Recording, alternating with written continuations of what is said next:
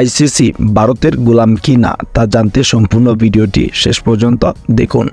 দেখতে দেখতে শেষ হয়ে গেল টি-20 বিশ্বকাপের মহা ইভেন্ট। টি-20 বিশ্বকাপে অংশগ্রহণ করা প্রত্যেকটি দলেরই স্বপ্ন থাকে টি-20 বিশ্বকাপের ফাইনাল জেতা। কিন্তু অনিশ্চয়তার এই ক্রিকেটে সব দলকে টপকে একটি দল ফাইনাল নিশ্চিত করে, যারা তাদের সারাটা দেখে টি-20 বিশ্বকাপের ফাইনালে জয়লাভ করে। কিন্তু যে খেলায় ভারত অংশগ্রহণ করে সে খেলায় ঘটে যত বিপত্তি।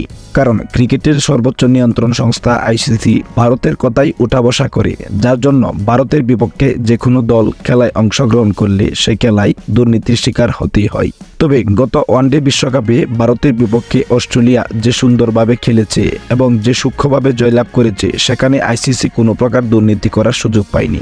যদি এবারের টি-20 বিশ্বকাপেও ভারতের বিপক্ষে সাউথ আফ্রিকার ম্যাচটি এমন সূক্ষ্মভাবে হয়, তাহলে আশা করা যাচ্ছে কোনো প্রকার দুর্নীতি হবে না। তবে আইসিসি যেহেতু ভারতের কথাই চলে, তাই এখানে একটু চিন্তার বিষয় হচ্ছে যে সাউথ আফ্রিকার সাথে যদি ভারতের ম্যাচে কোনো প্রকার দুর্নীতি হয়, তাহলে সাউথ আফ্রিকা নিশ্চিত এই ম্যাচটি হেরে যাবে। প্রিয় দর্শক, আপনারা কে কে আশা করেন ভারত এবং সাউথ আফ্রিকার ম্যাচে কোনো প্রকার দুর্নীতি না হয়ে সঠিকভাবে খেলাটা হোক, যাতে যে দল যোগ্য সেই দল কাপ নিতে পারে এবং টি-20 বিশ্বকাপের আসরটা সম্পূর্ণভাবে ইতি টানতে পারে ক্রিকেট বিশ্ব।